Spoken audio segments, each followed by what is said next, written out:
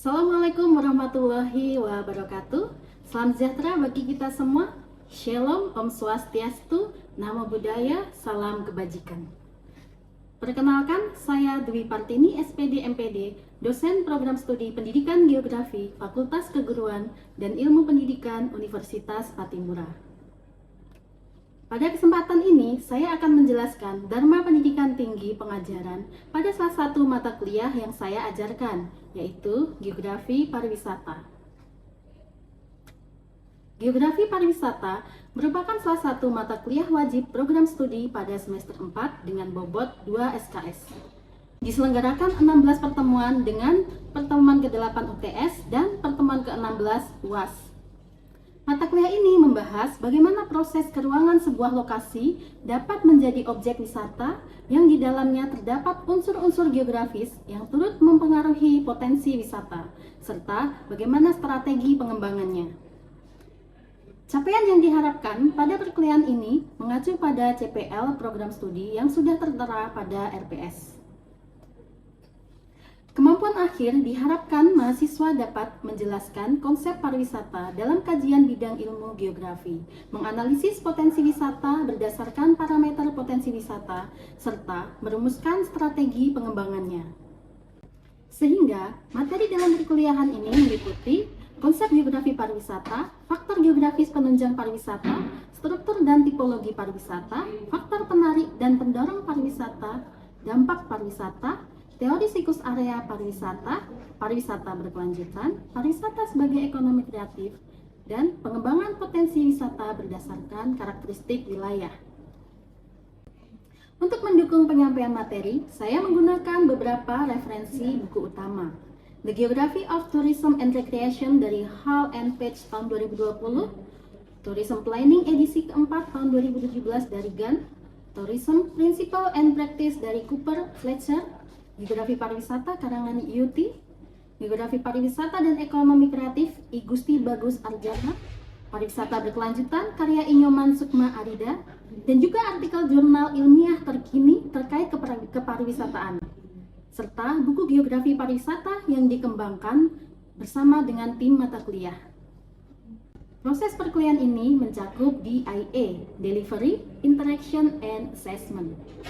Delivery berupa sistem perkuliahan secara tatap muka dengan dukungan media sosial, grup WhatsApp, mata kuliah, dan juga LMS Siakat Universitas Patimura untuk penyampaian RPS, file materi perkuliahan, dan link drive untuk pengumpulan tugas. Metode pembelajaran yang saya gunakan adalah BJBL dan CAS Method. Berikutnya, interaction, yaitu interaksi dalam proses perkuliahan, mahasiswa sebagai pusat pembelajaran atau student center learning. Pada awal perkuliahan, dosen menyampaikan pengantar materi secara ekspositori. Kemudian, mahasiswa terlibat aktif dalam diskusi, tanya jawab, presentasi, dan refleksi di akhir perkuliahan. Selanjutnya, assessment. Assessment pada perkuliahan ini menggunakan penilaian formatif dan sumatif. Penilaian sumatif berupa kuis singkat, observasi performa mahasiswa dalam perkuliahan, tugas individu maupun tugas kelompok, case method ataupun PJBL. Penilaian sumatif berupa UTS dan UAS. Bobot penilaian akhir sebagai berikut. Untuk partisipasi 15%, tugas project atau case method 40%, UTS 20% dan UAS 25%. Baik, berikut adalah cuplikan perkuliahan Geografi Pariwisata pertemuan 15 dengan materi kajian potensi pariwisata di Maluku. Selamat menyaksikan. Baik, selamat pagi semua dan apa kabar Anda hari ini? Pagi luar biasa. Semangat. Saya mau kalau kuliah ibu itu semua harus kompak dan semangat. Selamat pagi dan apa kabar Anda hari ini? Pagi luar biasa. Baik, senang sekali di kesempatan pagi hari ini kita diberi kesempatan bertemu lagi dalam perkuliahan Geografi Pariwisata. Ya, dimana di minggu sebelumnya Anda sudah menjalankan proyek yang Ibu berikan. Anda sudah turun ke lapangan ya minggu yang lalu tahun per kelompok. Kemarin ada 4 kelompok, ya. Oke. Nah, namun sebelum kita masuk ke materi hari ini kita masih berkaitan dengan apa yang sudah Anda dapatkan di lapangan di minggu lalu. Mungkin sebelum kita mulai kita berdoa dulu. Kita berdoa dulu demi kelancaran kegiatan perkuliahan kita hari ini. Semoga apa yang kita pelajari hari ini bermanfaat untuk kita semuanya menurut agama dan keyakinan masing-masing. Berdoa dipersilakan.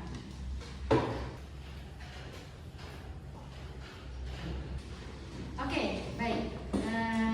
Supaya Anda lebih bersemangat lagi sebelum kita mulai materi, saya mau bagi 2 kelompok. 2 kelompok ini di kelasnya ada berapa orang? 20 orang. Oke, nanti silakan sekarang Anda berbaris di depan saya, di sebelah kanan saya dan di sebelah kiri saya. Oke, silakan maju sekarang. Berpasangan, ada di sebelah kiri saya dan berpasangan ada di sebelah kanan saya. Saya mau Anda lurus, ini berpasangan ya. Oke. Oke.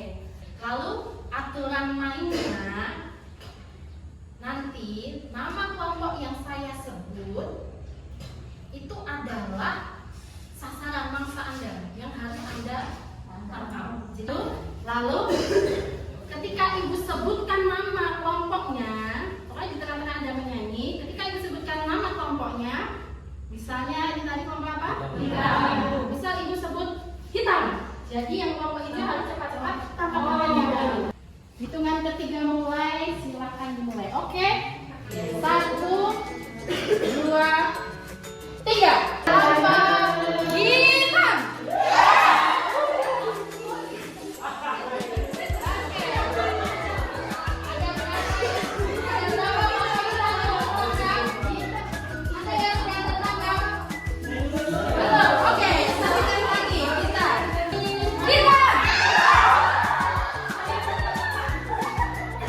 Jadi tadi kelompok hitam 1 dan kelompok hijau 1. Jadi hasilnya seri. Silakan kembali ke tempat masing-masing. Baik, kita akan mulai di perkuliahan kita hari ini tentang kajian potensi wisata di Pulau Ambon. Masih menyambung dari kegiatan sebelumnya, Anda turun ke lapangan ya. Kalau di minggu kemarin Anda sudah mengidentifikasi potensi-potensi wisata yang ada di Pulau Ambon, maka di kesempatan hari ini kita akan melihat strategi apa yang bisa digunakan ya. Strategi apa yang bisa digunakan kira-kira untuk mengembangkan objek wisata tersebut. Anda kan sudah mengidentifikasi kemarin. Jadi inti di kegiatan hari ini diharapkan Anda mampu menganalisis potensi pariwisata berdasarkan hasil temuan Anda di lapangan dan merumuskan strategi pengembangan wisata yang tepat, kira-kira begitu. Seperti yang kita ketahui bahwa potensi pariwisata itu dinilai dengan beberapa parameter. Ya, oke. Sebelumnya saya tanya dulu. Anda sudah punya pengalaman perjalanan pariwisata, ya kan? Kira-kira kenapa suatu objek itu ramai dikunjungi? Karena pemandangannya kenapa bagus? Terus coba yang lain kan juga pasti sudah kenal. Oke, Vicky. Karena tradisi dan budaya setempatnya, Ibu. Oke, ada juga karena tradisi budayanya, budaya setempat yang menarik, unik. Ada lagi? Atraksi, Bu. Apa itu? Seperti diving. Oh, dia bisa diving, berarti di objek pantai ya pastinya. Oke, bagus. Kasih aplaus. Oke, sebentar. Kelompok ini yang di garis sebelah sini ada lagi mungkin? Oke, supaya rata ya semua kasih pendapatnya, silakan. Karena tertarik sama makanan di tempat wisata itu. Oke, berarti ini kita bisa sebut menjadi apa nih? Wisata kuliner.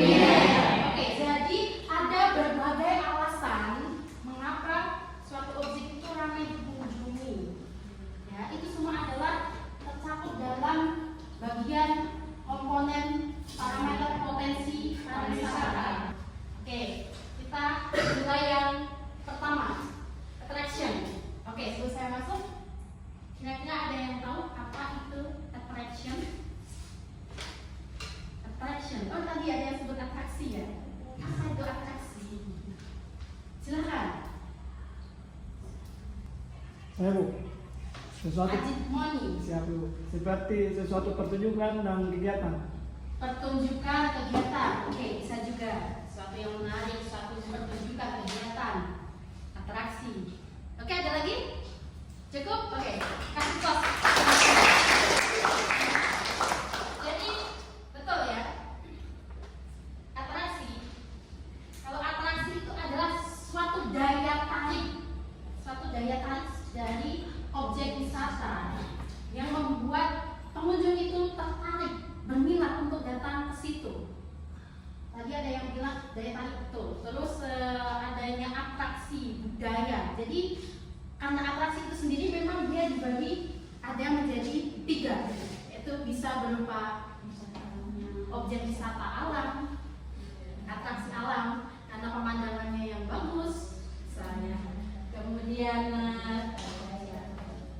bisa juga berupa wisata budaya yang saudara Ajit Moni sebut tadi ya. Ada atraksi kebudayaan. Nah, itu juga bagian dari atraksi. Jadi atraksi itu tidak selalu harus berupa pertunjukan kebudayaan, tapi juga bisa pemandangan yang indah. Terus yang ketiga ada atraksi berupa objek wisata buatan. Namanya objek wisata buatan, tentunya itu memang dibuat oleh manusia. Ya, sengaja dibuat supaya bisa menarik, mendatangkan pengunjung untuk datang ke situ. Contohnya apa? Museum Siwalima itu kan bukan tiba-tiba ada di situ ya kan? Canggih, bukan tiba-tiba langsung ada begitu saja, tidak. Itu dibuat ya, museum, terus taman rekreasi, itu semua juga termasuk dalam objek-objek wisata buatan. Termasuk yang Anda kemarin sudah turun ke lapangan, mungkin dari saudara 4 kelompok yang turun kemarin ada yang mungkin berupa wisata buatan, ada ya kemarin yang turun ke benteng Gila, ya kan, benteng Amsterdam, Gila. Sampai sini jelas? Jelas. Kita masuk ke bagian yang kedua, accessibility atau aksesibilitas. Apa itu aksesibilitas? Daya jangkau. Ada lagi? Aksesibilitas. Akses. Oke. Aksesibilitas, akses. Kemudahan suatu tempat untuk diakses. Namanya saja aksesibilitas. Kemudahan suatu tempat, dalam hal ini tempat wisata ya. Kemudahan suatu tempat wisata untuk dijangkau. Bagaimana wisatawan bisa datang ke sana menggunakan mode transportasi apa? Apakah dengan kendaraan pribadi saja atau ada kendaraan umum untuk sampai ke objek wisata? Terus jaraknya seberapa jauh? Nah, dia bisa dijangkau seberapa jauh, berapa kilometer terjangkauannya. Bisa juga dinyatakan dalam jam mungkin perjalanannya. Misalnya yang turun ke Rotongan Y kemarin, berapa perjalanan dari pusat kota Ambon untuk bisa sampai ke Y? Nah, itu masuk juga bagian dari aksesibilitas. Ya. Saya rasa materi kita cukup. Kita akan masuk ke sesi diskusi. Ya, silakan Anda berkelompok sesuai kelompok yang sudah dibentuk di minggu yang sebelumnya kelompok yang Anda turun ke lapangan.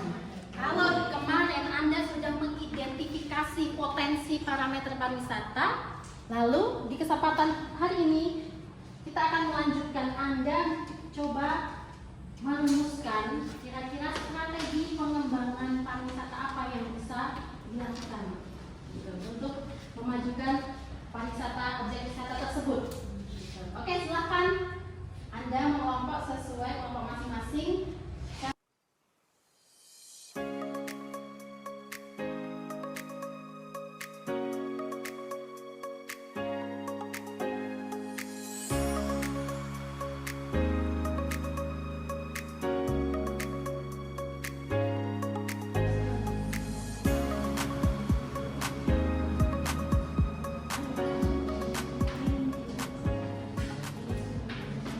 Sudah selesai semua? Sudah. 15 menit nih. Cepat, 2 menit sudah selesai. Oke, kalau begitu kita langsung mulai saja. Persilakan kepada kelompok untuk menyampaikan hasil diskusinya. Untuk kelompok pertama, Ibu persilakan kelompok Rumah Pohon Y. Iya. Assalamualaikum warahmatullahi wabarakatuh. Waalaikumsalam warahmatullahi wabarakatuh. Dan shalom. Shalom. Ya, di saat ini kami dari kelompok wisata di Rumah Pohon Y akan mempresentasikan hasil kerja kami dan tidak membuang-buang waktu. Kepada pemateri pertama dipersilakan. Baik, terima kasih kepada moderator kelompok belakang saya untuk mempresentasikan hasil kerja kelompok kami. Baik, materi yang kami akan bawakan pertama yang akan saya bawakan adalah tentang lokasi. Baik, di sini bisa dilihat di sini lokasi adalah desa lokasi. Desa Y merupakan salah satu desa di Kecamatan Salatutu, Kabupaten Maluku Tengah yang sejak lama sudah dikenal karena memiliki objek daya tarik wisata yang indah.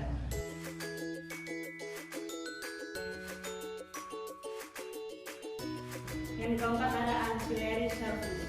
Nah, ancillary service yang berada di tempat wisata Rumah Pohon Y, dalam hal ini mereka belum memiliki organisasi ataupun kantor pengolahan karena tempat wisata tersebut dimiliki pribadi dan juga masih dalam tahap perkembangan. Hasil presentasi dari kelompok kami dan kita akan masuk kepada sesi tanya jawab dari kelompok 2, 3, dan 4. Apakah ada pertanyaan? Oke, silakan yang mau bertanya.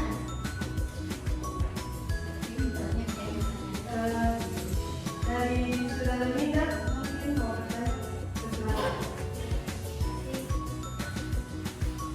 Saya dari kelompok sedang. Di sini yang menjadi pertanyaan saya, faktor geografis apa yang mempengaruhi perkembangan wisata di Rumah Pohon Y?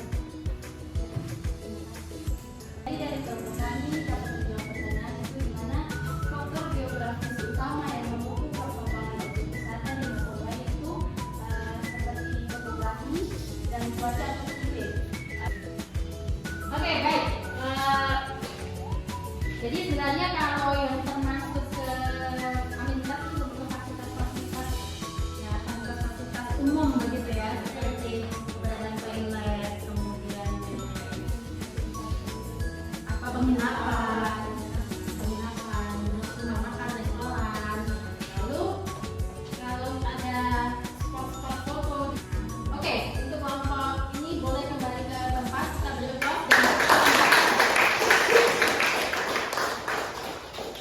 dan lanjut berikutnya kelompok apa? Yang mau maju berikutnya?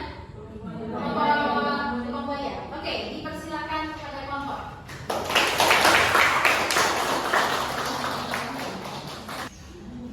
Selanjutnya yaitu amenitas, di mana amenitas yang ada di Lubang Buaya Monela memiliki beberapa fasilitas seperti warung, papan nama, tempat santai, dan tempat parkir.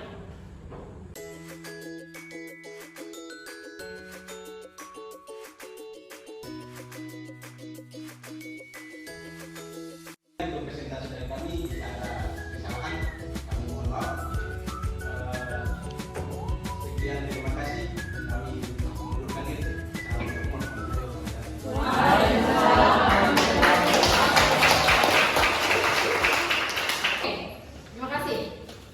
4 kelompok tadi sudah presentasi.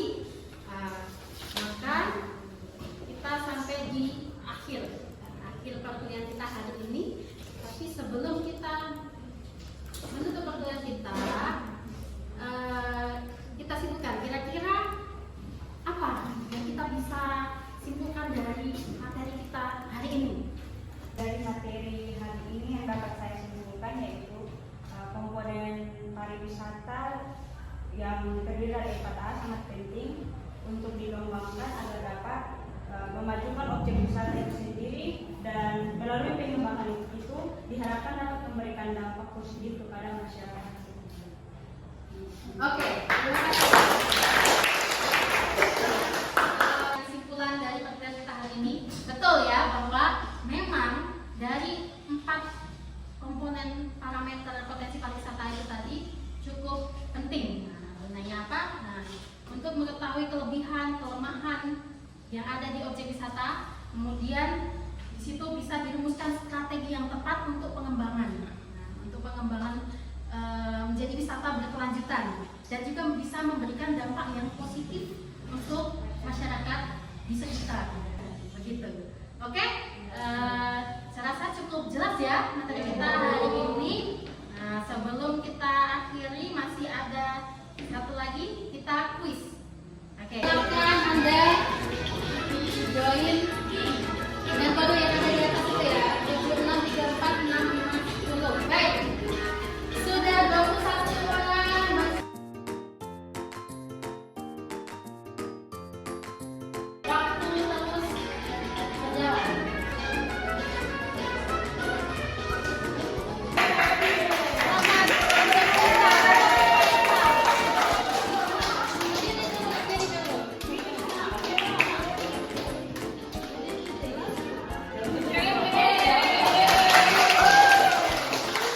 Baik, itu tadi kuis kita hari ini, dan sudah tahu menangnya. Dan bagaimana tadi, ada yang susah?